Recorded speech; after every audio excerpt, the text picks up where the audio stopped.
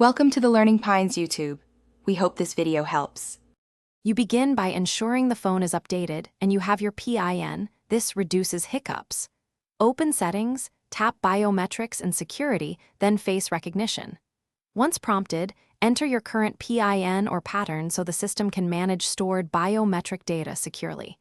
Make sure ambient light is moderate and remove sunglasses now. The sensor needs a clear view. Once done, tap the option to remove or delete the existing face profile so you can register a new one without conflicts. Now register the new face. Tap Add Face and follow the live guidance. Hold the phone at eye level about 8-20 inches away and rotate your head slowly so the camera captures multiple angles. This builds a more reliable model. Make sure hair, masks, or heavy makeup are as intended for daily use. If the menu offers improve accuracy or alternate appearance, enable them to account for glasses or different hairstyles, because the system then stores more variation and reduces future false rejects. Finish by testing Face Unlock with the screen off and using it for secure folder or app authentication if you want. Make sure Face Unlock toggle is active and that always on display or wake gestures won't interfere.